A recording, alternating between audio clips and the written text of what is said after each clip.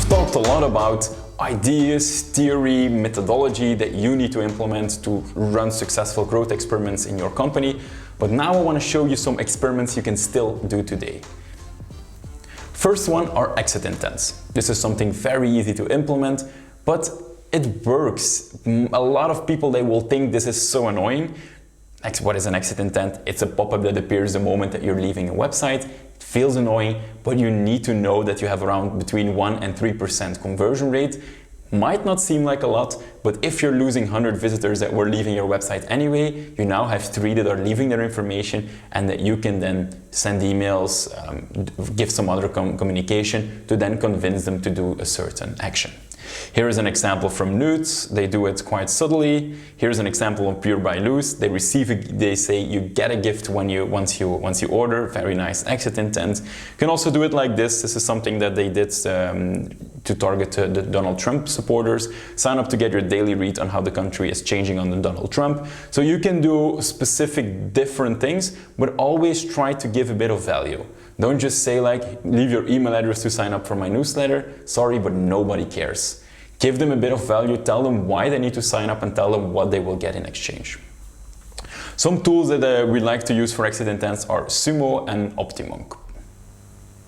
Next one is Replug.io. A lot of you probably know Bitly. With Bitly you can make short links. You can do exactly the same with Replug.io, but you can choose your own domain and you can also add your own call to action. If you then want to share some extra information on social media, maybe in your newsletters, but you're a bit afraid of sending potential customers away to another website and then never having to come back to your website, then with Replug you can add a call to action on top. So how it works is that they then click on your new short link, the original web page is loaded, and then on top there's a layer with your call to action. Here you can see in the left down corner that there's a subtle bubble that says join our free 1-hour power session about growth marketing and reserve your seat. And this call to action is on a page that is not mine. Very interesting if you want to share some more content online but still have your own call to actions on there. Third one is Google Optimize. Google Optimize is a free product from Google that really allows you to super easily experiment on your own website. If you're able to work with PowerPoint, then you're able to work with Google Optimize.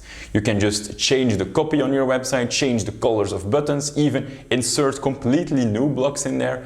And the nice thing is that it's immediately connected with your Google Analytics. So you will be able to measure the performance of your experiments and then make sure that it counts it towards the goals you have in Analytics. So it's super easy to see what was the impact of the experiment, how certain are we that there was an impact, and then decide to kill the experiment or just shift the amount of traffic that will go to the other group.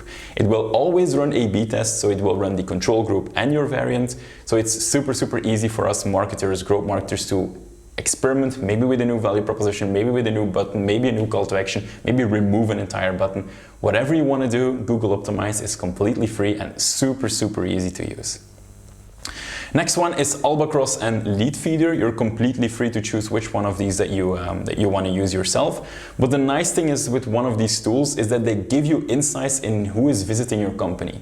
And these people don't need to leave their information on your website.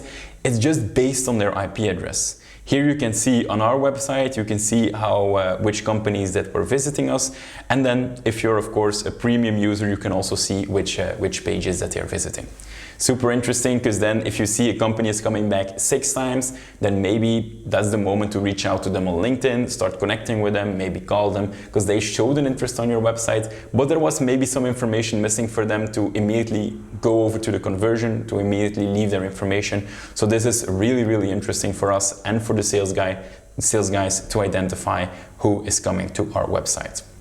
Next one is Hojar. Hojar is a tool that you can install on your website, and then you can see how your visitors are behaving on your website. It's like being able to look over the shoulder of every visitor on your website.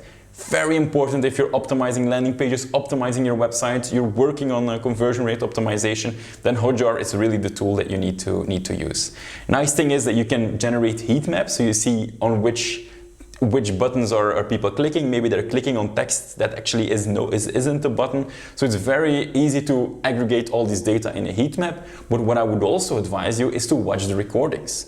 You can actually start by looking, okay, these are now the 20 visitors on my website that spent 3 minutes but didn't convert. Okay, I want to know what happened.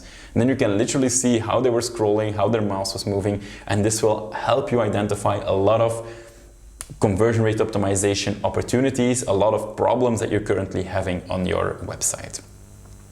So that was it for this current chapter. If you're interested in knowing more about growth marketing, and after completing this course now here at the StoryChief Academy, what your next steps are, then please stay for the next lesson where I explain to you how you can become a certified growth marketer.